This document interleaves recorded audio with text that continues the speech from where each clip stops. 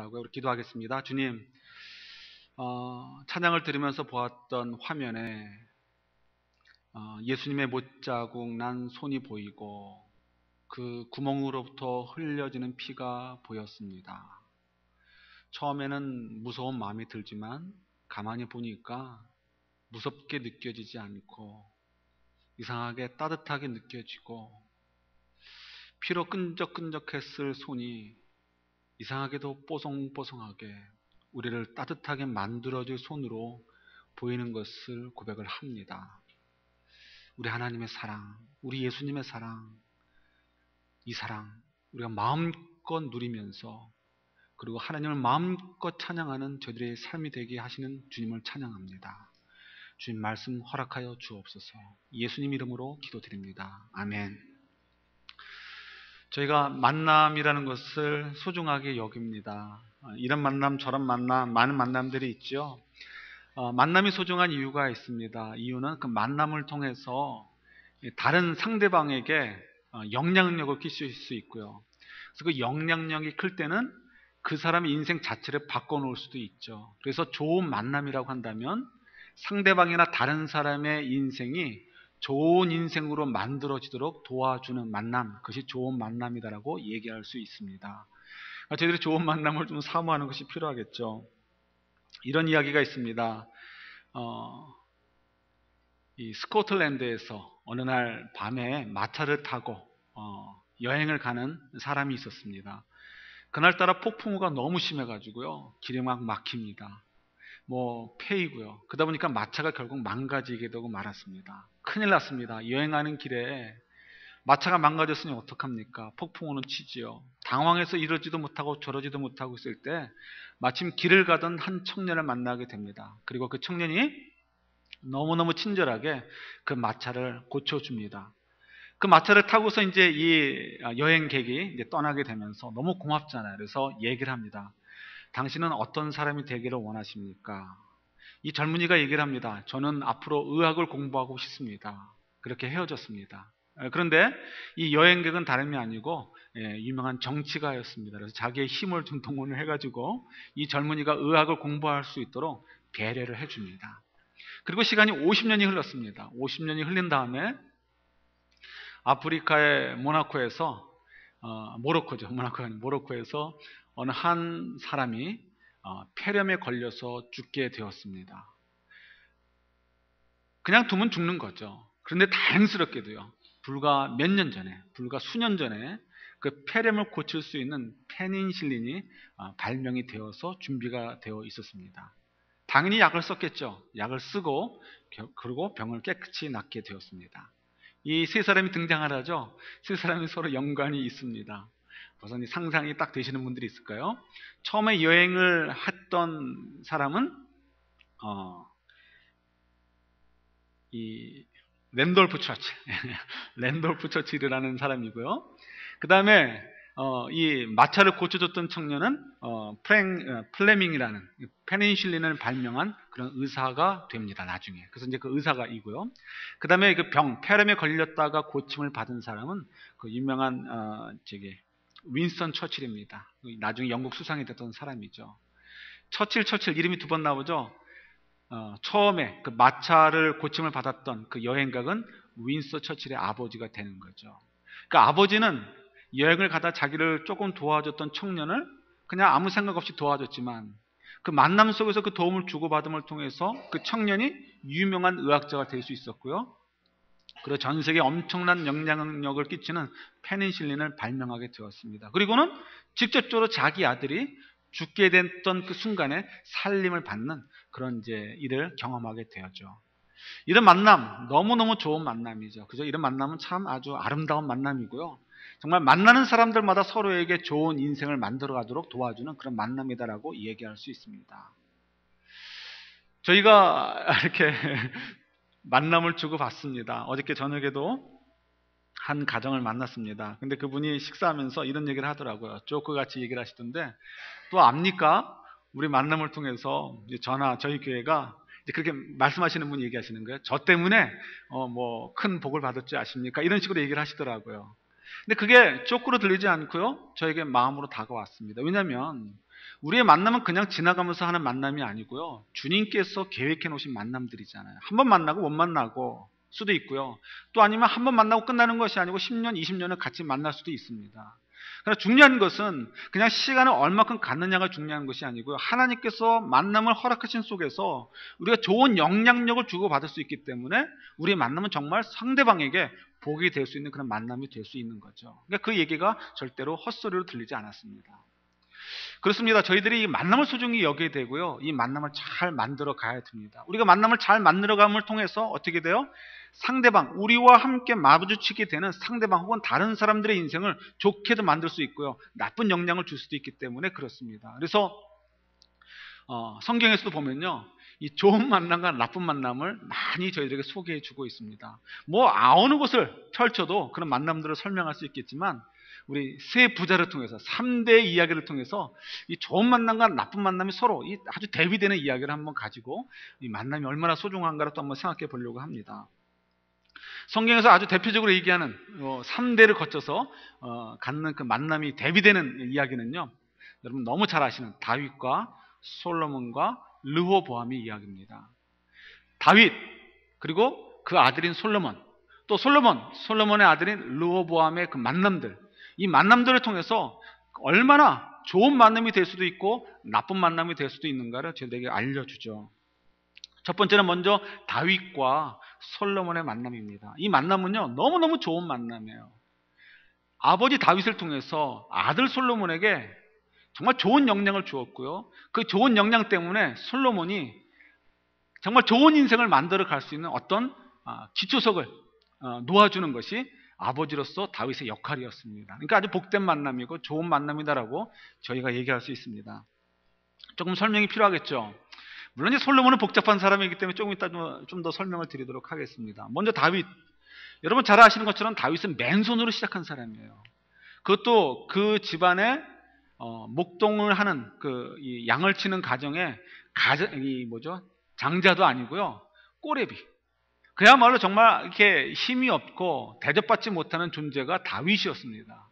아버지한테 물려받는 재산도 없습니다. 그가 도망만 다니다가 왕이 됐죠. 그야말로 그냥 맨손으로 시작해서 나라를 이룬 왕이 바로 다윗 임금입니다.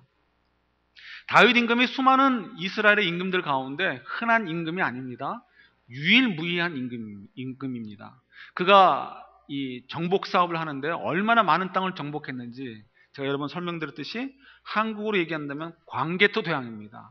광개토 대왕 외에는 우리가 좀 나라답게 산 적이 거의 없죠. 잠깐 좀 이렇게 반짝반짝했는지 모르지만 그때를 제외하고는 정말 맨날 조공이나 바치는 신세가 우리 한국의 역사 아니었습니까? 이스라엘도 마찬가지예요. 그가 나라를 다스릴 때, 다윗이 나라를 막 세우게 될 때, 막 기초를 놓는 순간이었지만 하나님께서 그를 사용하셨기 때문에 그 짧은 시간에 많은 땅들을 소유할 수 있었습니다. 이 아래쪽으로는 애굽과 경계를 할 수 있었고요. 그 땅 안에서는 이 팔레스타인 지역 안에서는 우리 블레셋 있죠, 블레셋. 사사기에서 보면 블레셋에게 얼마나 고난을 당합니까? 그 정말 블레셋. 그 블레셋 꼼짝 못했던 블레셋을 다 몰아가지고요. 이 해변 한 구석으로만 이렇게 몰아버리고 나머지 모든 땅을 차지하는 것이 다윗 임금이었습니다. 요단강 건너편에 에돔과 모압과 암몬이 있죠. 그들 땅들도 전부 다 이 이스라엘에게 조공을 바치는 그런 신세가 되도록 만든 것이 다윗 임금 때입니다.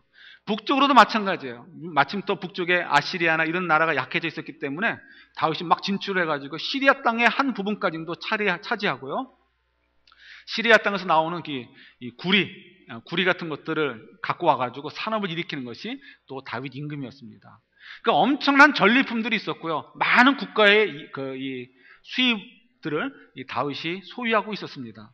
다윗이 훌륭한 점이 뭐예요? 그가 겸손했다는 거예요.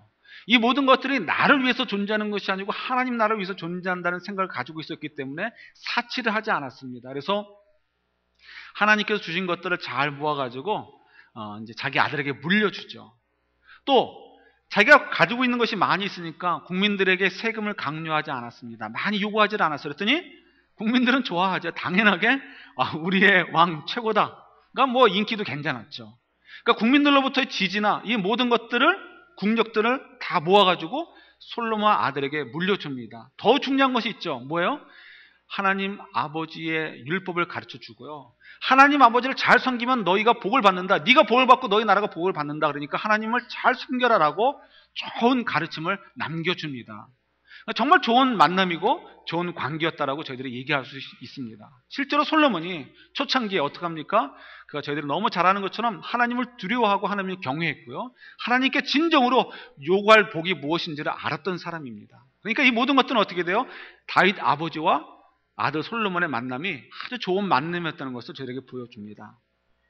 그런데요, 이 만남이 이걸로 계속 연결됐으면 좋은데 그만 완전히 180도로 역전이 되어지죠. 그래서 솔로몬이 아버지 된 다음에 그의 아들 르호보암과의 만남 속에서는 전혀 엉뚱한 모양을 가져오는 것을 보게 됩니다. 솔로몬, 그는 아버지 못지않게 좋은 임금이 될 수 있었던 그런 파텐셜이 있었던 사람입니다. 정말 똑똑한 사람이었고요.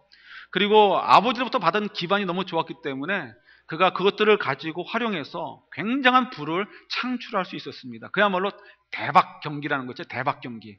짧은 시간에 엄청나게 많은 이 재화와 어떤 그 물질의 능력들을 소유할 수 있었던 시대가 솔로몬의 초창기입니다. 그때 얼마나 이제 많은 일들이 벌어졌냐면요. 그가 무역업을 하고요, 뭐 광산을 뭐 이렇게 개발하고 해서 많은 부를 창출했는데요. 뭐 이런 예가 있습니다. 당시만 해도요, 외부의 침입이 오면 어떻게 해요? 이 식량을 보호하는 것이 굉장히 힘들고 중요하잖아요. 거기다 또 식량이 부족하면 어떻게 해요? 식량을 잘 배급해 줘야 되는데 이걸 컨트롤하기가 힘들죠. 그래서 이스라엘 사람들이 어떻게 했냐면 예루살렘 성벽 안에다가 구멍을 내가지고요, 그 성벽 안에다가 쌀을 이렇게 숨겨 놓았다고 합니다. 저장을 해 놓은 거죠. 그런데 이제 솔로몬 때는 너무 경제가 팽창하니까요, 마치 서울이 막 넓어져 가는 것처럼 예루살렘이 기존 예루살렘으로는 감당할 수가 없게 되는 거예요. 그래서 예루살렘은 넓혀가다 보니까 성벽을 또 새로 짓게 되고요. 그 다음에 그때는 성벽 안에다 쌀을 곡식을 감춰둘 필요가 없었다고 합니다. 왜냐하면 너무 풍성했고 갖고 있는 것이 풍성했고요. 또 너무 이게 치안이나 모든 면에서 안정되어 있었기 때문에 그런 식으로 이렇게 쌓아둘 필요가 없었다는 거죠. 그만큼 모든 면에서 나라가 안정되어 있고 가진 것이 많았던 시대가 그때입니다. 또 예를 들면요, 사사기에 보면 팔레스타인 이 블레셋 사람들에게 이스라엘 사람들이 아이들 말대로 쪽도 못 쓰죠. 그냥 굉장히 무서워만 합니다. 이유가 있어요. 이유가 뭐냐면 블레셋 사람들이 이스라엘 사람들보다 더 근육이 발달되고 키가 크고 힘이 세서가 아니라 그들의 손에 갖고 있는 것이 남달랐기 때문에 그렇습니다. 그들의 손에 가졌던 것은요, 이스라엘 사람들은 끼케야 동이나 아니면 나무로 된 무기들을 가지고 있었는데요, 이 블레셋 사람들은 어떻게 됐는지 일찍부터 이 철기 문화를 이렇게 발전을 시켜가지고요, 철로 만든 칼을 가지고 있었습니다. 그러니까 게임이 안 되는 거죠. 그러니까 항상 쫓겨다닐 수밖에 없어요. 그런데 이제 어떻게 해요? 블레셋을 완전히 몰아내고 블레셋을 점령하다시피 했으니까 이제 블레셋이 갖고 있는 철기 문화가 그들만의 것이 아니라 이제 유대인들의 것이 된 거죠. 그래서 이전까지는 농사를 할 때 나무에다가 돌을 묶든지 또 다른 나무를 묶어가지고 이렇게 쟁기질을 했는데 이제 바뀌었다는 거예요. 나무 꼭대기에다 뭘 달 수 있어요? 철로 만든 갈고리 같은 것을 달 수 있게 되었다는 거예요. 이제부터는 농사를 할 때 철로 만든 농기구를 가지고 땅을 경작을 하고 농사를 하게 되니까 같은 평수에서 농사를 해도요, 훨씬 많은 수확물을 거둬들이게 되는 거죠. 그러니까 그야말로 뭐 이스라엘은 지금 뭐 대박 경기가 터진 거예요. 모든 면에서 부족함이 없이 살 수 있게 되었습니다. 그런데 이게 오래 갔으면 좋았을 텐데 금방 경기가 꺾여버리고 맙니다. 뭐 금융사고가 터진 게 아니고 비슷한 거지만 솔로몬이 너무 사치에 빠졌어요. 수입이 많았지만 그 사치를 감당하지 못해가지고 수입이 지출을 넘어버리니까 감당할 수 없는 그런 상태가 되어버리고 말았습니다. 지출이 너무 많아진 거예요. 그러니까 어떻게 됩니까? 점점 나라가 쪼들리게 되고요. 부족한 액수를 채우기 위해서 어떻게 해야 돼요? 국민들에게 세금을 더 강요하게 됩니다. 그러니까 국민들이 민심이 떠나게 되어지죠. 너무너무 많은 것들을 요구하니까 이제 국민들이 너무너무 지치는 거예요. 나중에는 안 되니까 아버지로부터 물려받은 땅을 갖다가 팔아서 자기 사치품을 사는데 사용을 합니다. 너무너무 참 속상한 일이죠. 아버지는 피를 흘려서 하나님 나라를 세워갔는데 아들은 자기 사치하려고 그 나라를 땅을 팔아버리고 있는 거예요. 더더욱이 그는 처음에는 하나님을 경외할 줄 알았는데 그의 마음이 하나님으로 떠난 것을 보게 됩니다. 하나님의 축복을 누려야 되고 하나님을 섬겨야 그의 인생이 잘 되고 나라가 잘 된다라고 아버지한테 배웠는데 그 길을 떠납니다.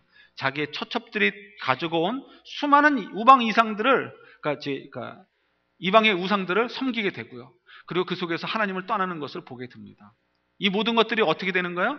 자기의 아들인 르호보암에게 전달되어지는 것을 저희들이 알죠. 어떻게 됐겠습니까? 르호보암의 인생은 그야말로 미저러블한 인생이 되는 거죠. 왜요?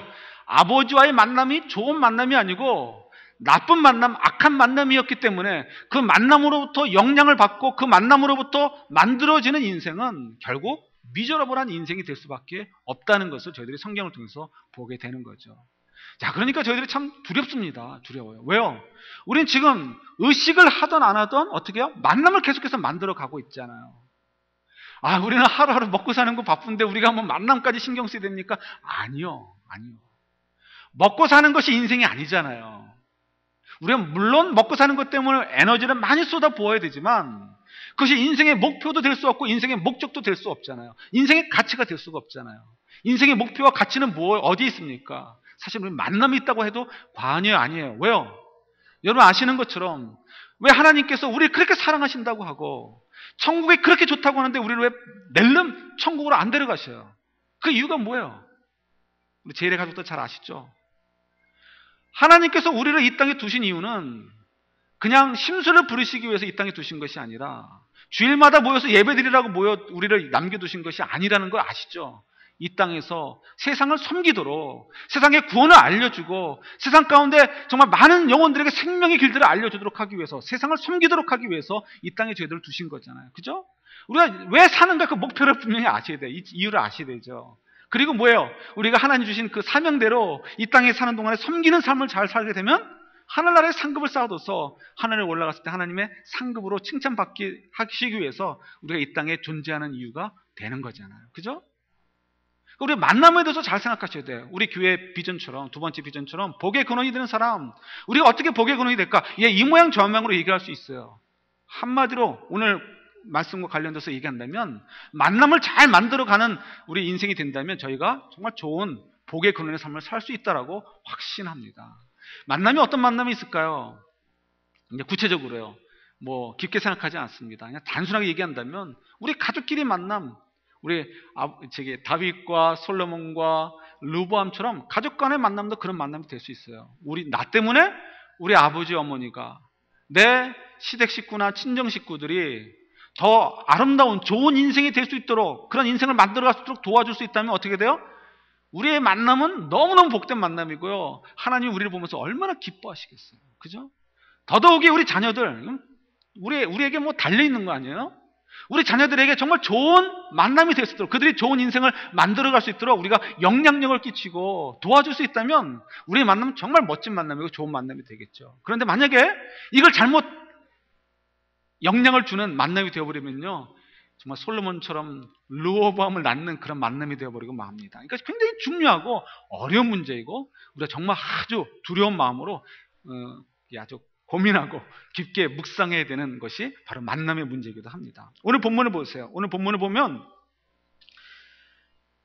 자신들이 구하는 것이 무엇인지도 모르고 구하는 사람들의 이야기가 나옵니다. 이걸 통해서 우리가 만남에 대해서 좀 생각해 보고 싶어요. 여러분, 세베대의 아들들의 어머니, 세베대의 아들들이 누구죠? 야고보와 요한입니다. 야고보와 요한의 어머니가 예수님을 찾아가죠. 왜요? 이제 급하게 됐잖아요. 예수님이 예루살렘에 들어가시면 어떻게 돼요? 들어가셨으니 이제는 어떻게 해요? 정말 개벽천지라 그래야 되나요? 하늘이 막 열리고 하는 것처럼 엄청난 일이 이루어질 거라고 기대를 하고 있는 거예요. 다윗의 자손이고요. 이제 다윗의 왕국을 회복시킬 거고요. 이제 예수님은 멋있는 왕자에 앉아가지고 문무백관들을 호령하는 왕으로 등극할 것이다. 이런 생각을 가지고 있죠. 하나님께서 천군 천사를 동원하시든지 그에게 어떤 능력들을 더하셔서 로마 군인들을 다 내쫓고 더 이상 배에 굶지 않아도 되는 그런 영원한 나라를 만들 것이다라고 기대에 차 있었어요. 이제 급한 것입니다. 예루살렘에 이르렀으니까 이제 급하죠. 빨리 예수님에게 좀 더 잘 보여가지고 우리 사랑하는 내 두 아들 예수님의 양옆에 있어가지고 예수님이 누리게 될 그 영광과 권세들을 좀 더 많이 누리게 해야지. 예, 어머니로서 당연히 가질 만한 생각이고요.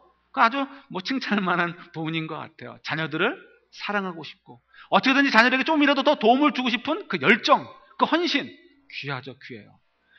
그거는 귀하고 인정할 만하지만 그러나 뭐라고 예수님이 냉정하게 얘기하시죠. 네가 구하는 것이 뭔지도 모르면서 구한다라고 얘기를 하십니다. 우리가 잘 생각하셔야 돼요. 우리가 이 열정이 있습니다. 우리 만남 속에서 우리 자녀들에게 혹은 다른 사람들 속에서도 우리가 좋은 것들을 주고 싶고 사랑해주고 싶은 열정이 있고요. 그런 사랑이 있고요. 헌신이 있습니다. 그런데 우리가 구하는 것, 우리가 추구하는 것이 무엇인지도 모르고 한다면 아무 유익이 안 된다는 거예요. 마치 솔로몬이 르호보암에게 집만 던져주고 그 아들의 인생이 완전히 미저러블하게 되도록 만들어버리는 것처럼요. 우리도 그럴 수 있다는 것. 그것이 오늘 저희 성경의 가르침이기도 합니다. 예수님이 얘기하시죠. 너희들이 내 잔을 마실 거야? 내 잔이 뭔지 너희들이 몰라서 이런다 얘기하죠. 그들이 얘기합니다. 우리가 할 수 있습니다. 우리가 할 수 있습니다. 예, 결론적으로 그들이 정말 그렇게 되긴 됐어요. 어떻게 됐습니까? 성경에서 얘기할 때 잔이라고 할 때는 뭘 얘기하죠? 고난을 얘기합니다. 고난. 그죠? 그래서 고난을 얘기하시는 거예요. 내 고난을 너희들이 마실 수 있느냐? 네, 할 수 있습니다. 그렇게 되죠. 사도행전 12장에 보면 어떻게 돼요? 야고보는 헤롯 임금이 그리스도인들을 막 핍박하게 될 때 잡혀가지고요. 칼로 죽임을 당하게 됩니다. 그리고 요한은 어떻게 되죠? 반모섬에 유배를 당하게 되죠. 그러니까 정말 예수님 말씀하신 잔을 마시게 되었어요. 어머니는 그것이 무엇인지도 모르고 구했어요. 예수님은 그것을 책망하십니다. 우리가 읽지 않았지만 23절 이후에 24절 이후에 나오는 제자들, 나머지 10 제자들도 마찬가지였어요. 그들이 꿈꾸는 것, 예수님 안에서 누리기를 원하는 것, 그것이 무엇인지 그들은 몰랐습니다. 그러나 우리가 알죠. 비록 야고보와 요한이 그냥 얼떨결에 그 길을 갔지만 그 결론은 뭐예요? 그들이 예수님처럼 하나님의 영광을 상속받는 자들이 되었어요. 자, 이제 여기서부터 중요합니다. 이걸 저희들이 잘 이해하셔야 돼요. 그래 우리 영적인 자녀들이든 육체의 자녀들이든 혹은 주변에 있는 분들에게 우리가 좋은 영향력을 끼칠 수 있지 않겠습니까? 저희들이 신앙생활을 하면요, 우리가 가지고 있는 인생의 짐들이 덜어지기를 기대합니다. 그죠? 풀어서 얘기한다면 예수님 믿는 이유가, 그리고 신앙생활 잘하면, 그리고 기도 열심히 하면, 믿음생활 잘하면 어떻게 돼야 돼요? 비즈니스도 잘 돼야 되고요, 건강도 좋아져야 되고요, 아이들도 사고치지 않고 좋은 학교 가야 되고요. 이런 것들이 우리가 기대하는 내용들이에요. 근데 성경에 보면요, 놀랍게도 그런 내용들이 없어요. 그런 내용들이 없습니다. 끼케야 저희들이 붙잡는 내용 중에 하나가 뭐예요? 아브라함이 양의 떼들이 더 많아졌더라. 우리 너무 많이 얘기를 했으니까 잘 아실 거예요. 그는 그 사명을 감당하기 위해서 필요한 은사들로 주신 거지, 그가 신앙생활을 잘했기 때문에 어떤 선물로, 상으로 받은 것이 아니라는 것을 저희들이 압니다. 그 은사의 부분이고 사명을 감당하기 위해서 필요한 것이지, 그가 신앙생활을 잘했기 때문에 부자가 됐다, 이런 의미가 아니라는 것을 저희들이 알아요. 성경에 보면은 그렇게 얘기하지 않음에도 불구하고 이상하게 우리가 그런 오해들을 해요. 그래서 누군가가 어려운 일을 당하면 어떻게 생각합니까? 우리 스스로도 그렇게 생각해요. 내가 어떤 어려움이 있으면 나도 모르게, 저희들도 모르게 내가 무슨 잘못을 했나, 그래서 왜 하나님께서 나를 치실까, 이런 생각부터 먼저 갖잖아요. 물론 그런 경우도 있어요. 그러나 우리가 제너럴하게 얘기한다면, 한마디로 얘기한다면 우리가 많은 오해에서 벗어나야 된다는 거예요. 신앙생활하면 절대로 인생의 짐이 가벼워지지 않습니다. 가벼워지지 않습니다. 신앙생활을 하기 때문에 오히려 더 많은 인생의 짐들을 지셔야 돼요. 그러세요? 안 그러세요? 안 그러시면 회개하셔야 돼요. 왜냐고요? 우리가 신앙생활을 한다는 것은 예수님을 믿고 이제 하나님의 자녀로 사는 것이거든요. 하나님의 자녀로 산다는 것은 뭐예요?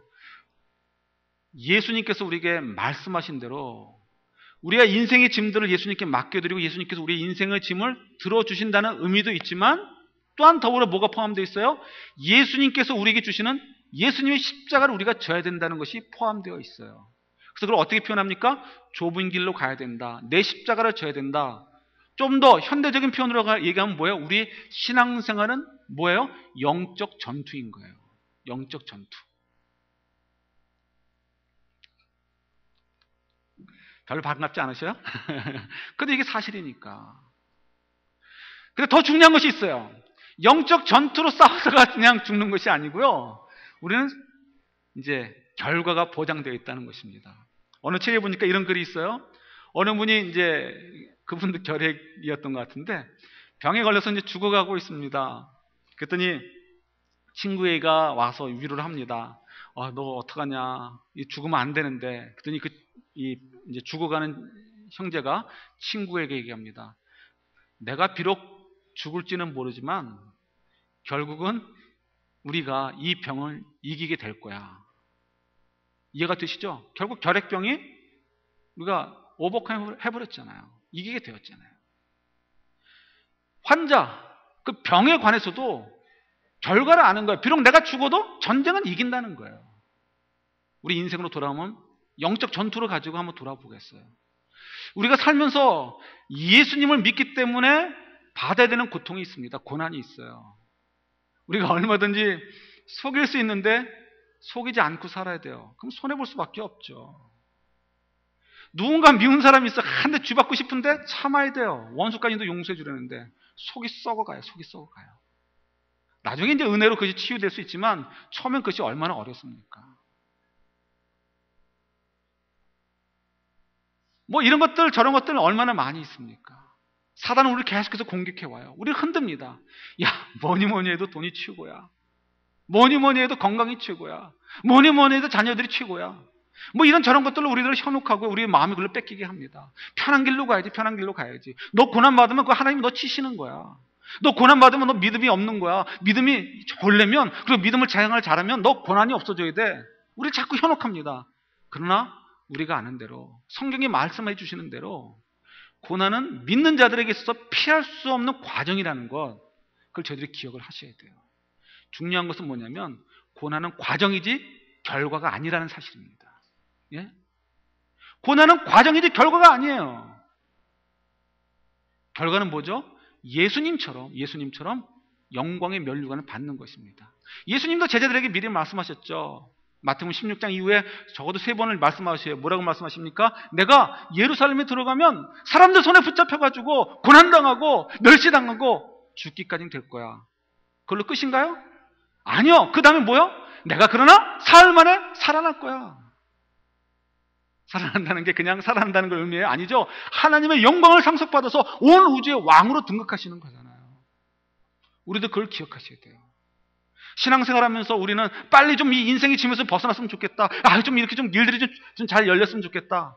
왜 하나님께서 그런 일들을 안 하실까요? 우리의 믿음이 부족해서인가요? 하나님의 능력이 부족해서인가요? 그게 아닙니다. 우리가 하나 문제를 해결하면요, 어휴 다행이다 생각하고 이제는 좀 나아질 것 같은데 그러면 더 큰 문제가 또 우리를 다가와요. 인생이란 그런 것이 아니고요. 하나님께서 우리에게 의도적으로 그렇게 하시기 때문에 그래요. 우리는 빨리 끝났으면 좋겠는데 하나님께서는 얘기하십니다. 우리 원 스텝 올라가면요, 잘했어, 수고했어. 이제 쉬어라가 아니고 조금 더 가자. 그런 또 새로운 계단을 우리에게 보여주십니다. 또 우리가 하나님의 뜻을 따라 쭉자사자 그 길에 올라갔어요. 또 주님 뭐라고 하십니까? 수고했어. 잘하고 충성된 종아. 이제 시작이 아니고 또 내 손을 잡고 또 조금만 더 올라가자. 조금만 더 올라가자. 아브라함이 그런 삶을 살았죠? 고향을 떠나자. 그걸로 끝날 줄 알았어요. 그 다음에 어떻게 돼요? 자기 아내를 빼앗기는 일도 경험을 해요. 너무 많은 것들을 경험하다가 나중에는 어떻게 했습니까? 제일 큰 계단, 네 아들도 바쳐라. 그러나 그 계단마저 올라가게 하시는 하나님.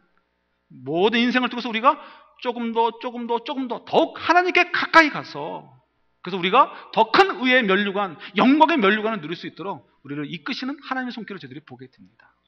여러분, 고난은 과정이지 결과가 아니라는 것을 기억하셔야 돼요. 그래서 우리가 고난을 두려워하지 않으셔야 됩니다. 고난을 피하실 생각을 하시면 안 돼요. 고난과 맞서 싸워야 되는 것입니다. 그리고 이겨야 돼요. 그것이 하나님께서 우리에게 기대하시는 거고, 우리가 그 이김을 통해서 원 스텝 주님께 더 가까이 가는 것이고 성숙하는 것이고, 그리고 하늘나라에 하나님 우리를 위해서 예비해 주신 상급이 더욱 쌓이는 것을 기억하시기를 소원합니다.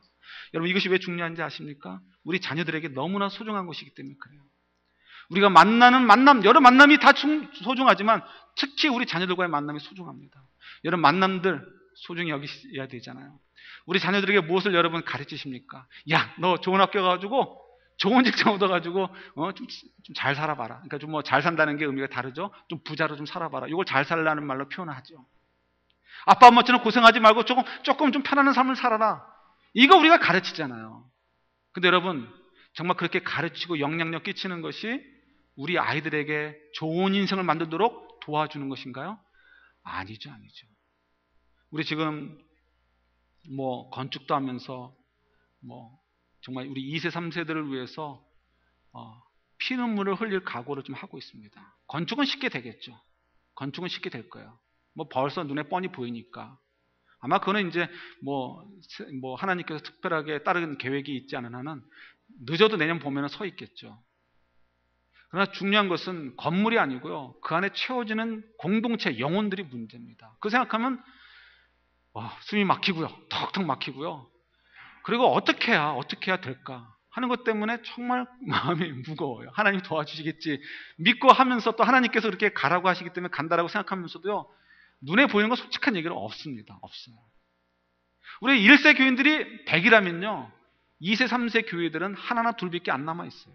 그죠? 규모로나 모든 면에서. 안 돼요. 운영이 안 돼요. 왜요?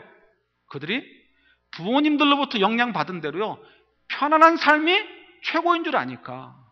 예수님 믿으면 비즈니스 잘 되고 뭐 건강하고 뭐 좋은 학교 가고 좋은 자 받고 이런 걸로 영향을 받았는데 가만히 생각해 보니까요. 교회 안 가고 예수님 잘 안 믿어도 다 되거든요. 그러니까 모터로 가요. 모터로. 갈 필요가 없죠.